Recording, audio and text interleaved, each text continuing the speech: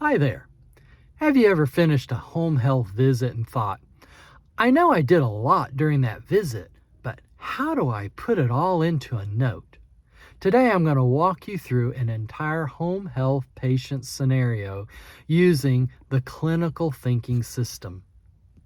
You'll see exactly how an experienced nurse thinks through a visit, identifies the risk, provides skilled interventions, teaches the patient, and justifies ongoing skilled nursing. The goal isn't to show you how to write a note. The goal is to show you how to think through a note so a note practically writes itself. So let's get started. Today's patient is an 82-year-old female recently discharged from the hospital after treatment for congestive heart failure exacerbation. Medical history is CHF, hypertension, type 2 diabetes, and chronic kidney disease. She lives alone. Her daughter visits twice weekly, and the primary reason for today's nursing visit is medication management, assessment, and disease process education. Now, let's walk through the visit using the 7 steps of the clinical thinking system. Step number 1, the current status. As I enter the home, I don't immediately grab my blood pressure cuff. I start by understanding the patient's story.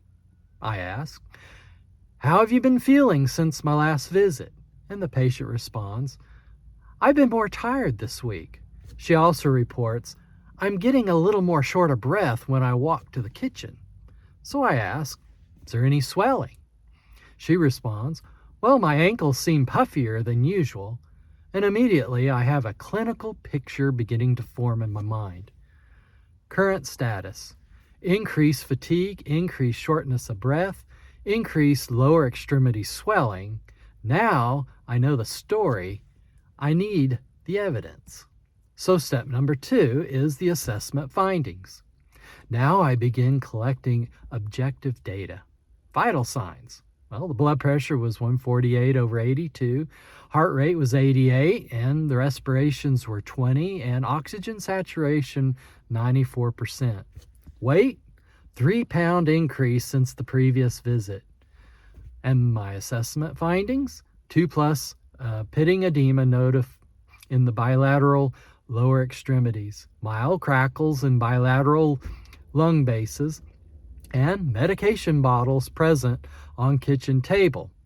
There's several medications found mixed together as a single container. Now I have objective evidence supporting the patient's complaints, but I still need to understand what has changed. So step number 3 is changes. Now I'm comparing today's findings to previous visits. Last visit was trace edema, stable weight, no crackles, patient denied shortness of breath. But today, 2+ edema, 3-pound weight gain, and mild crackles and decreased dyspnea. Something's changing. The patient's condition appears to be trending in the wrong direction. Home health is not a snapshot, but it's kind of like a movie. And this patient's movie is showing early warning signs. So step number 4 is the skilled assessment. Now comes the most important question. What do these findings mean? This is where nursing judgment becomes visible.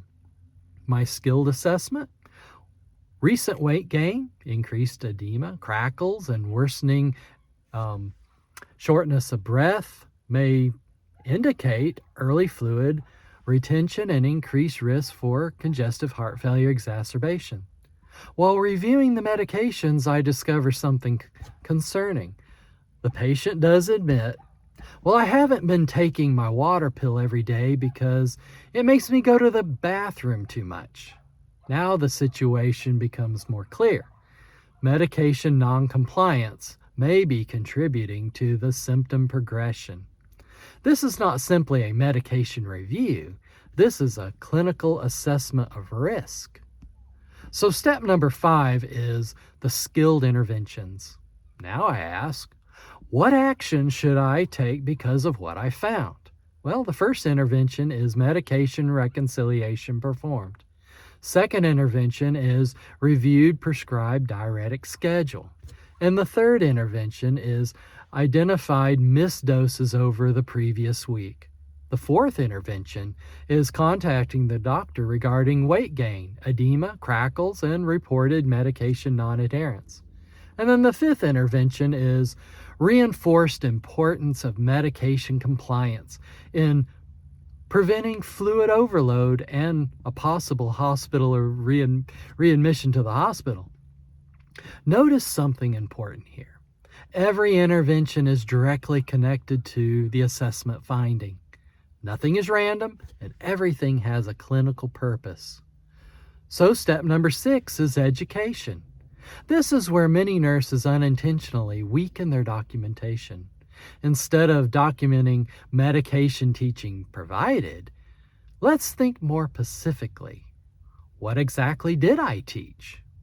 I reviewed, the purpose of diuretic medication, how fluid retention develops, signs and symptoms of worsening congestive heart failure, daily weight monitoring and importance of medication adherence, and when to call the doctor. Then I asked the patient to teach it back. So I ask, can you tell me why your water pill is important? The patient says, it helps keep fluid from building up around my heart and lungs. And so I ask, what symptoms should you report? And the patient responds with, weight gain, swelling, worsening shortness of breath, and trouble breathing. Now I have evidence of learning, not just teaching. Teaching alone doesn't tell the entire story. Patient understanding, it completes that story. Step number 7 is ongoing need. Now I answer the final question, why am I coming back? The patient demonstrates recent medication noncompliance, early signs of fluid overload, multiple chronic conditions, and elevated risk for hospitalization. Ongoing need for medication management education is needed. Therefore, continued skilled nursing is required for ongoing cardiopulmonary assessment, medication management, reinforcement of disease process education, monitoring for worsening congestive heart failure symptoms, and prevention of an early rehospitalization. Now, skilled need is much more clear. So, in putting it all together, let's review the 7-step clinical thinking system. Current status. Patient reports increased fatigue, dyspnea, and swelling. The assessment findings. Weight gain, edema, crackles, medication discrepancies. Changes? The condition is getting worse compared to the previous visit. And skilled assessment. Findings suggest increased risk for congestive heart failure exacerbation, likely influenced by medication non-adherence. Skilled intervention. The medication reconciliation, MD notification, clinical monitoring, and medication review. And then education.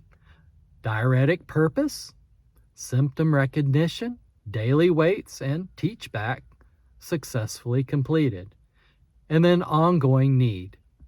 Continued skilled monitoring required to prevent decline and a rehospitalization. Do you see what happened? We didn't just document tasks. We documented clinical findings and reasoning. So my final message for you today is the biggest mistake many nurses make is believing documentation starts after the visit. It really doesn't. Documentation starts the moment you begin thinking clinically. The stronger your clinical thinking becomes, the stronger your documentation becomes. The clinical thinking system gives you a simple framework that experienced nurses are already doing naturally. Current status, assessment findings, changes, skilled assessment, skilled intervention, education, and ongoing need. Master these 7 steps and you'll never again wonder, what should I write in my note? Because you'll already know the story you're trying to tell. And that's what great documentation really is. It's the story of your clinical judgment. Well, I hope this has been a benefit for you. And if you'd like additional resources, you can find that on the channel. And if you care to, you can subscribe to the channel for more videos like this. And hope you have a good rest of your day.